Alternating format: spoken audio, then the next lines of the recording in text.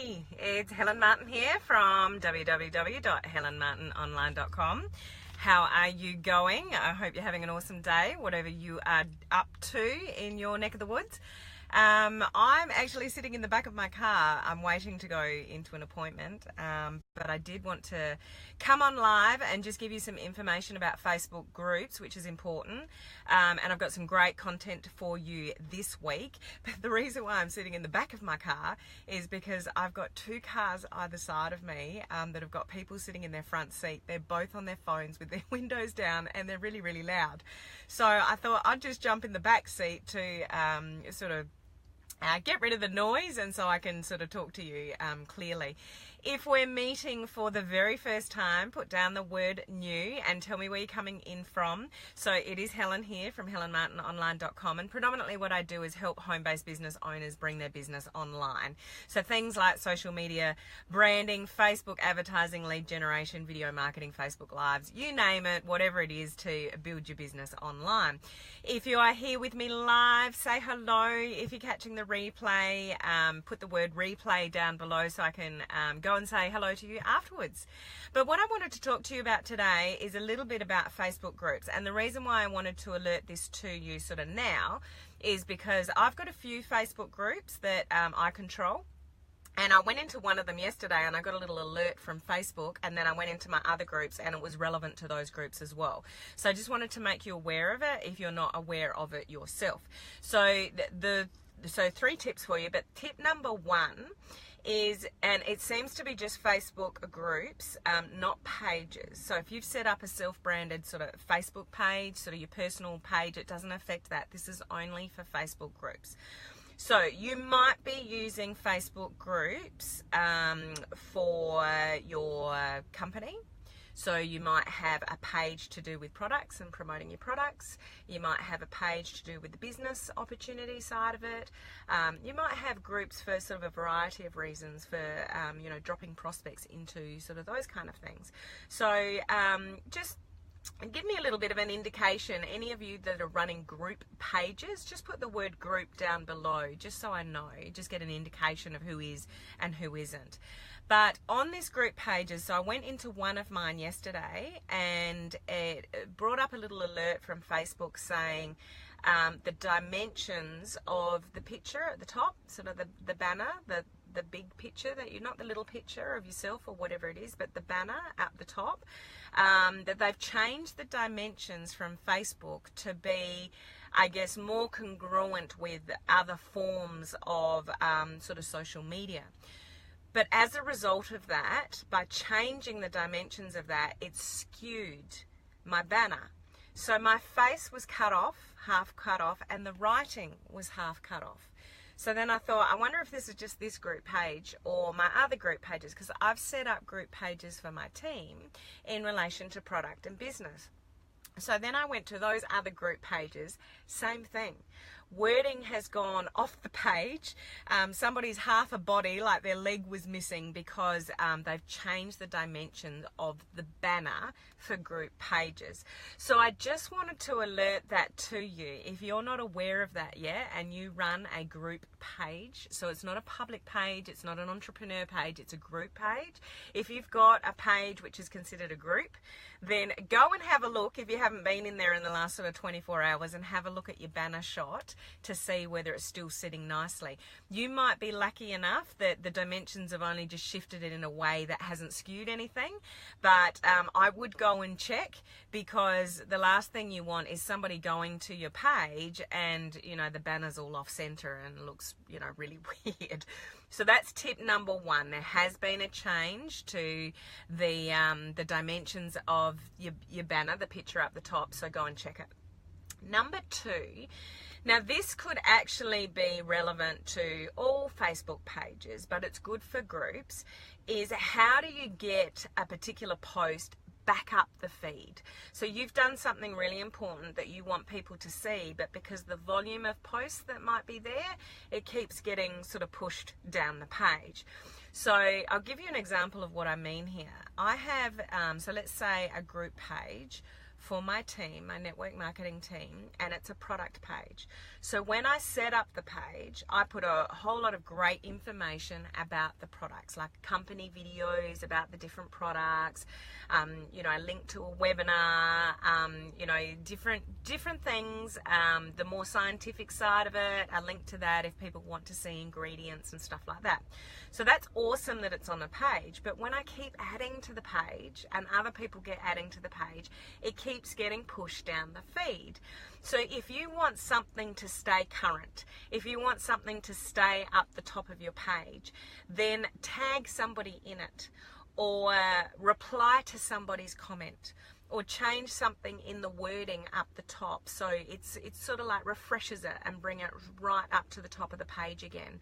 So just a little bit of a tip, that if you've got like a really important post or a company video or whatever it is that you're doing on your page, even a personal Facebook page, a public branded page, any page this tip number 2 is relevant for.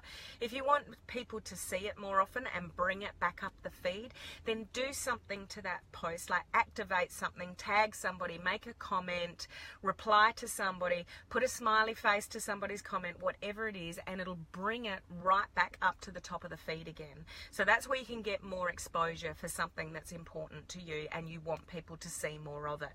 Does that make sense? If that makes sense, send me some likes and loves just so I can understand that, know that you're understanding me.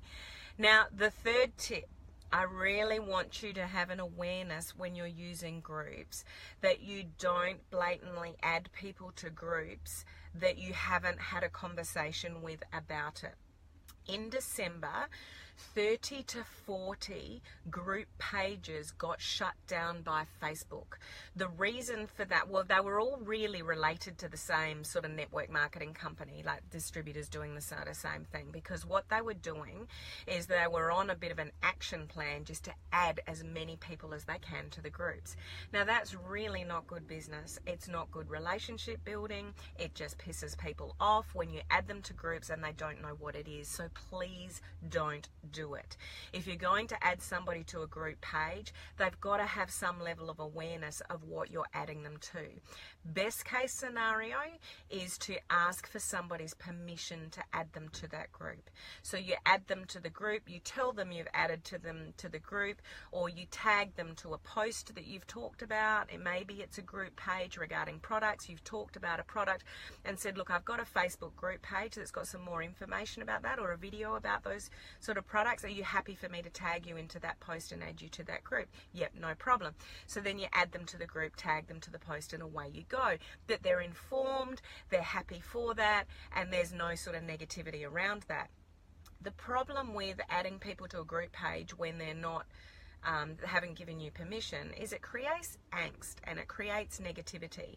And Facebook, as you would know, hopefully with changes to the Facebook algorithm recently, is that if there are things that people are not happy about and they complain about to Facebook, Facebook will take action. That's why there's changes to the Facebook algorithm, major changes to how our news feed is going to look sort of coming up, and it's going to go sort of back to entertainment and relationship building and things that you want to see, not being bombarded with things you don't want to see. That's why the whole changes to Facebook algorithm happen, is because Facebook is very concerned about the user experience.